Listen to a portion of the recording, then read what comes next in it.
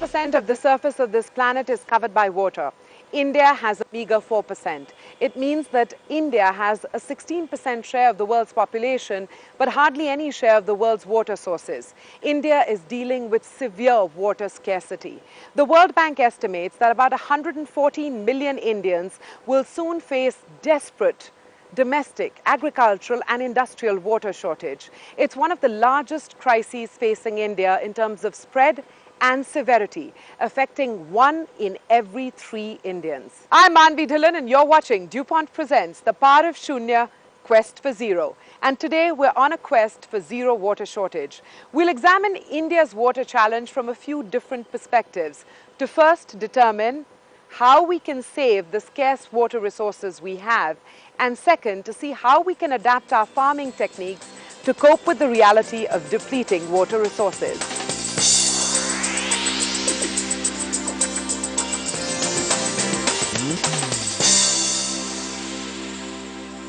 For deeper insight into the causes and consequences of the water crisis in India, let's speak to Professor Krishna Achyuta Rao of IIT Delhi, a man who's observed the changing hydrological cycle in India for years. He understands water in the Indian context truly and deeply. Professor Rao, thank you very much for joining us. Thank you.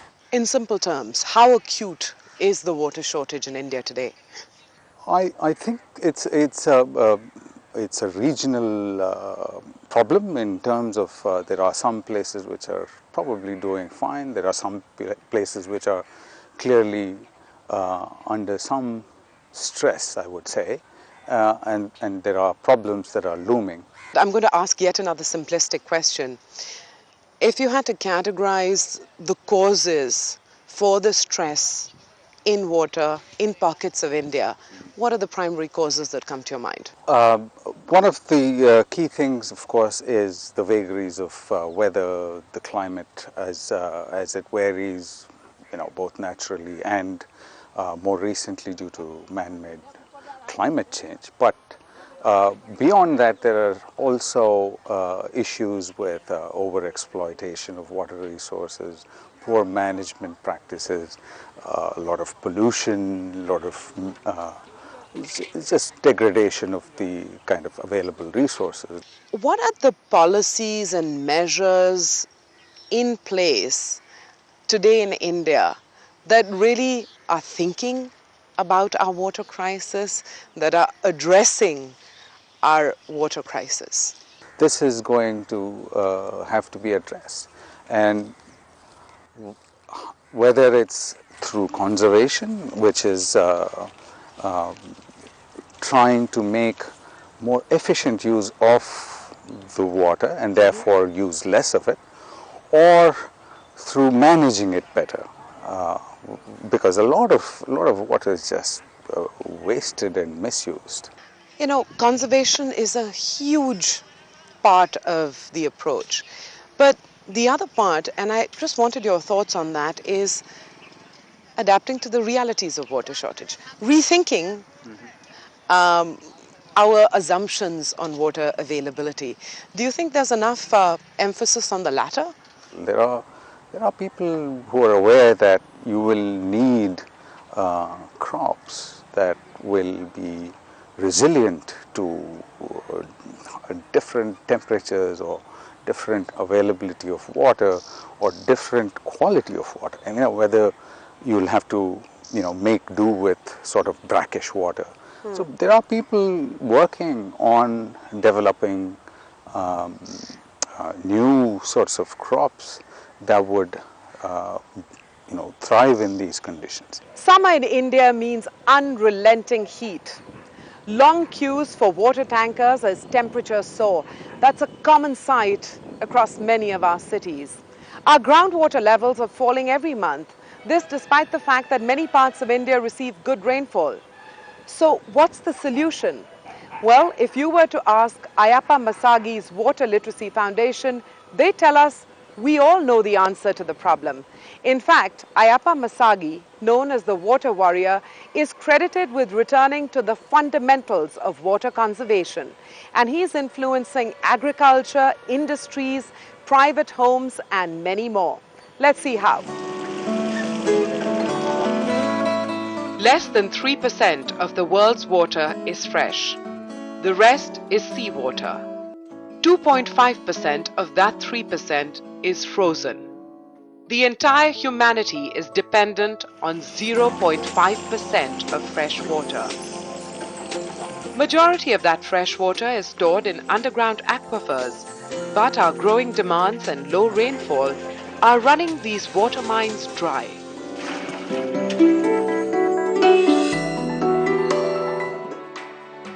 This caused a stream of water troubles for companies like Karnataka Antibiotics and Pharmaceuticals Limited in Bangalore until they employed the help of Ayappa Masagi. We require a lot of water for our processes, maybe to the extent of about a lakh of liter a day. So, in fact, initially we source this particular water through bore wells. Due to the increased industrial activity over this area, the bore well started slowly getting dry. So, in fact, we were forced to buy water from outside through tankers, etc. What's changed in terms of functioning, in terms of access to water? As against the normal availability of water at the depth of say 600, 700 feet, we could see water at about 169, 170 feet. Second thing is, of course, our sourcing of water from outside tankers are reduced by and large. And we are able to use our own borewell waters for our protection purposes and various other needs. So that's the change we are seeing post Mr. Masagi's involvement in our rainwater harvesting. What makes Masagi's approach unique is the fact that unlike current rainwater harvesting techniques that concentrate on collection and storage, his methods recharge the groundwater first with filtered rainwater, equipping us with a system for zero water shortage. One rainwater harvesting system is under construction here at Karnataka Antibiotics. Yes, ma'am. What is the model that you're applying here? What are you doing here? Yeah, here some type of research you have three components. One is collection. Okay, so is the collection happening Yeah, there? collection there actually coming from the drainage. We have trapped all 4-5 acres of runoff, even roof rainwater, road water, all water actually collecting in that is called pre-silt up tank. 50% of the sediments will settle in the tank. Okay. Then 60-50% filter water coming and collecting. This will look like sump, no? Is collecting. Yeah. Here also actually started percolating and sedimenting, start sediment. Then you have second, another third stage. This is called actually gallery type filtration unit, or you call it the gallery. So this gallery made up of stones, bare stones. See here, no cements, jelly, sand, pebbles they are using. All the water, that 50-60% filter water pass through. Then again coming here, this system is called storage point. Okay. Here bore is the storage point. The tube is connected surface to your groundwater aquifers. Okay. So here again the last sixth stage, we are going to make a holes and casing. Okay. Over that we are going to put a 4 to 5 layers of plastic netlan. Right. Then forest for water I am going to inject into the ground through this casing. You're a mechanical engineer, so explain the science behind what you're doing here. Yeah, I'm actually a science I'm using here. Actually, I'm charging all the 4 water. Have a total of 4 waters: subsurface water, subsoil water, deep soil water, groundwater. And these methods are yielding huge returns for farmers like Murugappa, who depend on bore wells for irrigating their crop. When the groundwater dried up, Murugappa invested in Masagi's lake-type bore well recharging method. I found a huge catchment area, and all the catchment areas runoff actually passing through his besides his land. Then I decided to construct a lake. Here actually the lake is very huge catchment. If you harvest the total catchment area, if you harvest 5%, to harvest I designed for only 5% water for runoff. So 60 meter by 40 meter, then I go for 4 meter depth. Then immediately agree. Then I constructed a lake. Once the lake full, actually nearby the lake, one bore was there, existing bore well. There we done actually H-type borewell recharge. One system called H-type borewell recharge. Totally 6, 7, 8 feet no one rises. All the water directly, instead of going into the drainage or somewhere else, it is going into borewells, directly injecting into the aquifers now. In my experience already, so 1 kilometer up to 3 kilometer radius already charged actually after 1 year or 2 years. Murugappa is now a happy man. Within 3 months of getting the work done, he can already see the results. Sir ಖಂಡಿತ ಉಳಿಸ್ಬೋದು. ಆಗ ನಮಗೆ ನೀರಿಲ್ಲ ಸಮಯದಲ್ಲಿ ಟ್ಯಾಂಕರಲ್ಲಿ ಒಂದು tanker ನೀರಿಗೆ 500 ರಿಂದ 600 ರೂಪಾಯಿ ತಗೊಳ್ತಾರೆ. ಅದರಲ್ಲಿ 3,500 ರಿಂದ 4,000 ಲೀಟರ್ ನೀರು ಬರುತ್ತೆ. ಈಗ ನಮಗೆ ನಮ್ಮ ಬೋರಲ್ಲೇ 1 ಅವರ್ಗೆ ಅಷ್ಟು ನೀರು ಬರುತ್ತಲ್ಲ, ಖಂಡಿತ ಉಳಿಸ್ಬೋದು ಸರ್, ಏನು ತೊಂದರೆ ಇಲ್ಲ. ಎಷ್ಟು ದುಡ್ಡು ಉಳಿಸಿದ್ದೀರಾ ಅಂತ ನಿಮ್ಗೆ ಅನ್ಸುತ್ತೆ ಇಲ್ಲಿವರೆಗೂ? ಸರ್ ಇಲ್ಲಿವರೆಗೂ ಅಂದರೆ ಸುಮಾರು ಒಂದು 2 ಲಕ್ಷ ರೂಪಾಯಿ ಆಗುತ್ತೆ ಸರ್ ನೀರಿಗೆ ತಿಂಗಳಿಗೆ. 2 ಲಕ್ಷ ರೂಪಾಯಿ ತನಕ ದುಡ್ಡಿಗೆ ಉಳಿಸಿದ್ದೀವಿ ಅಂತ ಅನಿಸುತ್ತೆ ಸರ್ ನಮ್ಮ ಪ್ರಕಾರ. Dubbed as the groundwater hunter, Masagi has successfully implemented most of his methods at more than 5,000 locations, taking us one step closer to zero water shortage with each raindrop. While our first innovation helps farmers overcome the unpredictability of water resources, our next technology shows how by adopting a new approach to farming, groups of farmers can adapt to changing water levels in a region. Stay tuned.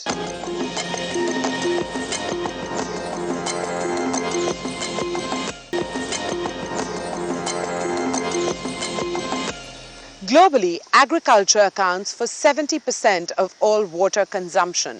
It's no different in India, where the largest chunk of water goes to agriculture. Unfortunately, in parts of the country, overpumping of water for agricultural purposes is resulting in depleting groundwater levels. As demands multiply, less water is available for irrigation. There's no doubt that farmers must adopt smart irrigation practices. But did you know that farmers can strategically choose the crops they harvest and the seeds they plant to meet the challenges associated with water shortages?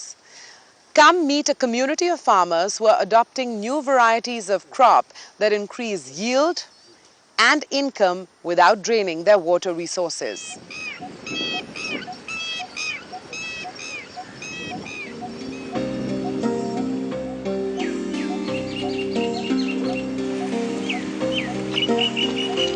Lush green fields, a bountiful harvest, and a bumper crop. That's a dream that unites farmers all across India. But in water-starved Punjab, it's a struggle to grow the state's mainstay, paddy. While in rural Telangana, erratic rainfall wreaks havoc on crops. Water is a critical lifeline in sustaining agriculture in India. ਜਦੋਂ paddy ਨੂੰ ਸ਼ੁਰੂ ਦੇ ਵਿੱਚ ਇਹਨੂੰ ਆਪਾਂ ਨੇ nursery ਤੋਂ ਪੱਟ ਕੇ ਇਹਦੇ ਖੇਤ ਦੇ ਵਿੱਚ ਲਗਾਉਣਾ ਜੀ, ਇਹ ਤੋਂ 12 ਤੋਂ 14 ਘੰਟੇ 1 ਏਕੜ 'ਚ ਪਾਣੀ ਪੈਂਦਾ ਹੈ, ਲਗਭਗ ਅੱਧਾ ਫੀਟ ਕਿਊਸਕ ਪਾਣੀ ਦੇ ਵਿੱਚ ਖੜਦਾ ਹੈ। ਤਾਂ ਦੇਖੋ ਤੁਸੀਂ ਅੰਦਾਜ਼ਾ ਲਗਾਓ ਇਹਦਾ ਵੀ ਕਿੰਨਾ ਜ਼ਿਆਦਾ ਨੁਕਸਾਨ ਪਾਣੀ ਦਾ ਹੋ ਰਿਹਾ ਹੈ। Last year I put the etc hybrid seed. Rain come 2 or 3 days late, and again I give water. It will be growth, but bacteria attacked. Here to there, 4 or 5 pieces is dead.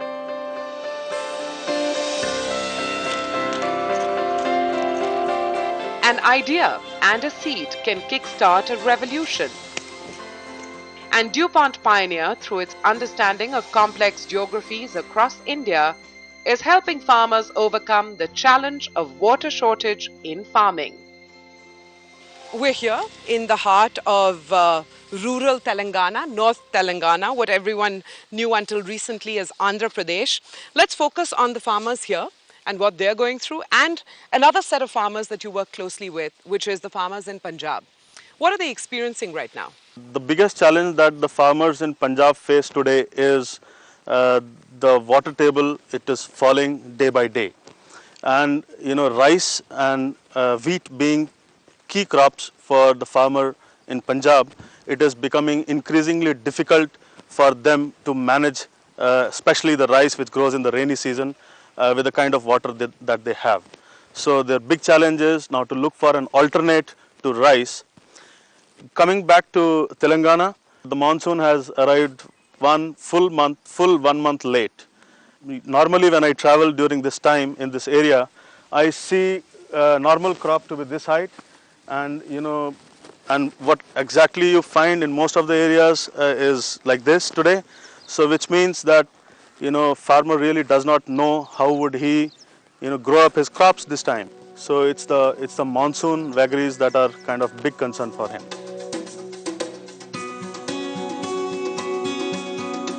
With hybrid seed varieties specially designed for different areas in India, farmers in Punjab and Telangana are battling water wars. Farmers in Punjab are diversifying from rice to DuPont Pioneer hybrid corn P3396.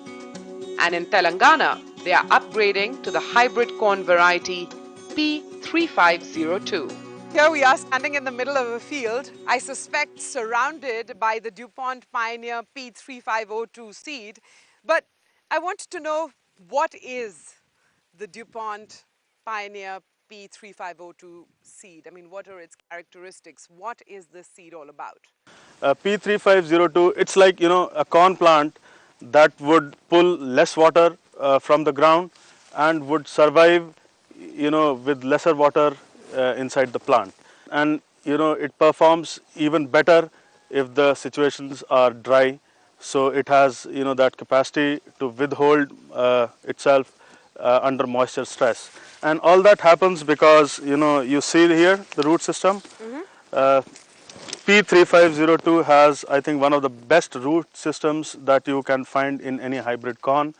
This profuse root system allows it to fetch water from, the far off places within the soil zone, even if there is very less water.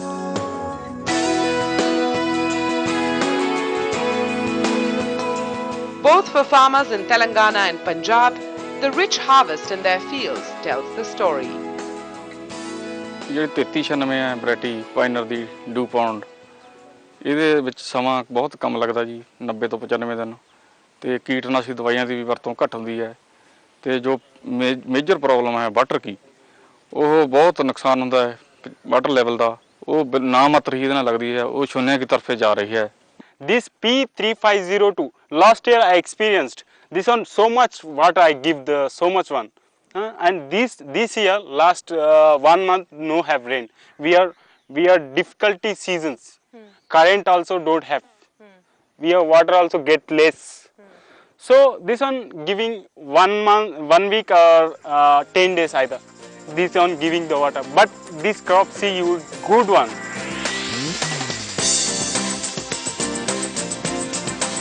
With the aim of minimal water waste in fields of India and maximizing crop yield, DuPont Pioneer hybrid seeds are indeed on a quest for Shunya. We're back with Professor Krishna Achyuta Rao to discuss India's water issues in the context of Indian agriculture specifically. You've seen Ayappa Masagi's water conservation methods. How far do you think they'll go in really helping an Indian farmer? I think as long as farmers are able to take on some of these practices, implement it within their farms or villages, I think it's going to be useful for them to have a sense of control and a sense of owning of that resource, so that they can use it better. We've seen another innovation which really focuses on hybrid seeds that produce increased yield, require less water. Is hybrid seeds also the future, in a sense, the way forward for Indian agriculture? Because A, it increases yield, B, it requires less water. Right. So there are clearly connections to how much of the water you have to use up to grow these crops, and whether it's the quantity of water, or whether you're making these new hybrid seeds to be resilient to poor quality water. So hybrid seeds would be, especially as they pertain to water use and temperature resilience, these are going to be very important for the future. How important is innovation today, in the future, to ensure that the Indian farmer actually gets maximum yield given the scarce sort of input resources? Right. Underlying all of this is of course our need for food security, and you can't compromise on that. You can't say we will produce less because we have less water. You still need the food.